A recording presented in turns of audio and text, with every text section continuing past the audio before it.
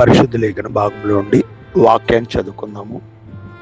మత్తయి సువార్త 6వ అధ్యాయము 14వ వచనాన్ని మనం చదివితే, మనుషుల అపరాధములను మీరు క్షమించిన ఎడల మీ పరలోకపు తండ్రియు మీ అపరాధములను క్షమించును అనేటువంటి మాట వ్రాయబడింది. ప్రియులారా, మనము ఎదుటి వారు తప్పు చేసినప్పుడు క్షమించలేనటువంటి గుణం మనకుంటుంది.